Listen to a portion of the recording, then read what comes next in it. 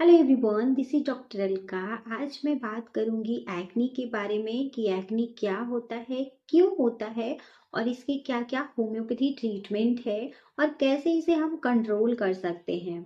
तो आइए देखते हैं कि एक्नी क्या है। एक्ने एक बहुत ही कॉमन प्रॉब्लम है जो जनरली प्यूबर्टी के टाइम पे ज़्यादा देखने को मिलता है। जब हम प्यूबर्टी हिट करते हैं तो उस समय पे एक्ने की समस्या बहुत ज़्यादा होती है। ये 12 से 26 साल के बच्चों में, चाहे वो मेल हो या फीमेल हो, दोनों में से किसी को भी हो सकता है।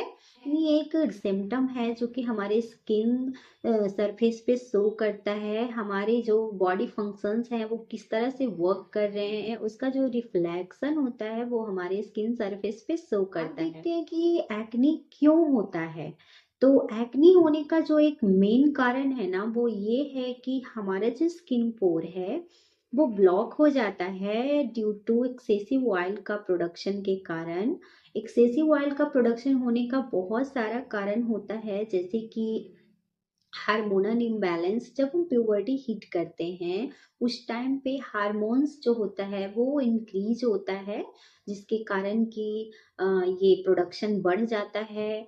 या तो फिर स्ट्रेस फैक्टर, स्ट्रेस के कारण भी पोर्स ब्लॉक होते हैं। एंड थर्ड है जेनेटिक फैक्टर इन्वॉल्व होता है। फोर्थ इसमें होता है सेडेंटरी लाइफ स्टाइल। आप बाहर के खाने को ज्यादा प्रेफर कर रहे हो, जिसके कारण भी एक्ने होता है।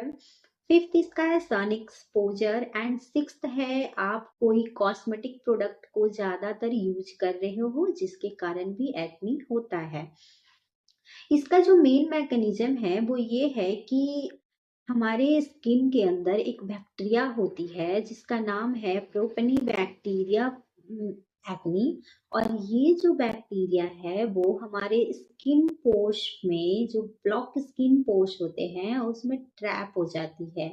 और जब ट्रैप होती है तो वहां पे ये खुद को ग्रो करके मल्टीप्लाई करती है। और जब मल्टीप्लाई होता है तो इन्फ्लामेशन ये करता है उस एरिया में। और जब इन्फ्लामेशन होता है तो वहां पे रेड पिंपल, पस्ट्यूल्स और पैपुली या तो फिर सिस्ट जैसे सिम्टम्स प्रोड्यूस होते हैं। अब देखते हैं कि क्या क्या इसका होम्योपैथी ट्रीटमेंट है। हमारी होम्योपैथी में ऐसी बहुत सी मेडिसिन है जिससे कि हम पिंपल्स को पूरी तरह से क्योर कर सकते हैं। तो जो सबसे पहला मेडिसिन है वो है स्टेरिया रूबेंस। ये जो मेडिसिन है वो स्पेशली पिंपल्स के लिए यूज किया जाता है जब पिंपल्स प्यूबर्टी के टाइम पे होता है, और ये चीन, नोज एंड माउथ एरिया को कवर करती है। सेकंड जो मेडिसिन है वो है एंटियम क्रूड। एंटियम क्रूड एक बहुत ही स्पेसिफिक एंड इफेक्टिव मेडिसिन है। ये जो मेडिसिन है वो तब यूज होता है जब पिंपल्स चिक एरिया पे ज्यादा हो और ये बर्निंग हो, यानी कि इसमें थोड़ा जलन हो और येलो कलर का इसमें पस भरा हुआ हो। ये जो एंटियम क्रूड है इसका जो रोगी होगा ना, इसके डाइजेशन जो होगा वो बिल्कुल भी सही नहीं होगा। ये फैटी फूड का यूज बहुत ज्यादा करता है, जिसके कारण इसका डाइजेशन हमेशा गड़बड़ रहता है और इसे समर सीजन में ज्यादा पिंपल्स होते हैं। नेक्स्ट जो मेडिसिन है वो है बर्वेरिस एक्वाफोलियम। बर्वेरिस एक्वाफोलियम जो मेडिसिन है उसका यूज हम तब करते हैं जब हमारे फेस पे पिंपल होता है और वो ठीक हो करके एक दाग छोड़ देता है। उस दाग को हम क्योर करने के लिए बर्वेरिस एक्वाफोलियम का यूज करते हैं और ये पूरी तरह से उस दाग को रिमूव कर देती है।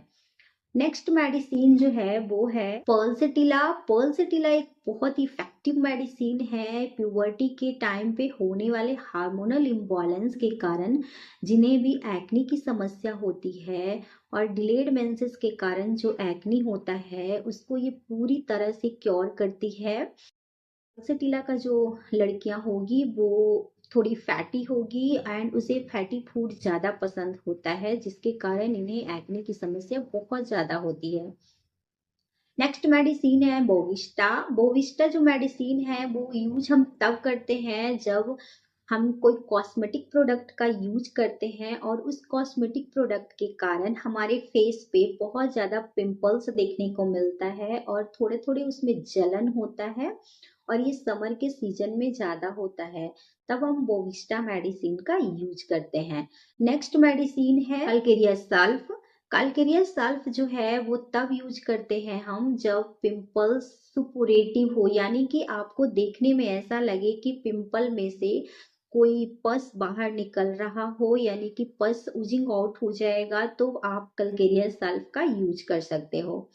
नेक्स्ट मेडिसिन है वो है कैलिब्रोमेटम। कैलिब्रोमेटम एक ऐसी मेडिसिन है जो कि एक्नी में तब यूज होती है जब हमारे चीक एरिया पे ब्लूइश रेड कलर का पिंपल हो और वो इंड्यूरेटेड होता है, यानी कि वो छूने पे कड़ापन महसूस होता है। और ये जो मेडिसिन है इसमें जो एक्नी होता है वो बहुत गंदे तरह का स्कार छोड़ता है हमारे फेस पे, उसे पूरी तरह से क्योर कर दे। आइए देखते हैं कैसे इसे हम कंट्रोल कर सकते हैं। तो सबसे पहले आप खुद को हमेशा हाइड्रेटेड रखो, पानी पियो बहुत सारा, ताकि आपको डिहाइड्रेशन ना हो। सेकंड, आप अपने फेस को पूरी तरह से क्लीन रखो। अपने फेस को जब भी बाहर से आओ तो फेस वॉश अच्छे से करो। थर्ड, कभी भी फैटी फूड का ज़्यादा सेवन ना करें ताकि आपको एक्नी ना हो। फोर्थ, अपने स्ट्रेस लेवल को कम करें। इसके लिए आप मेडिटेशन कर सकते हो, एक्सरसाइज कर सकते हो, या फिर कहीं आप घूमने जाओ ताकि आपका स्ट्रेस लेवल कम हो। फिफ्थ, कोई भी ऐसी कॉस्मेटिक प्रोडक्ट का यूज ना करें जिससे कि आपको फेस पे एलर्जी हो या तो पिंपल हो।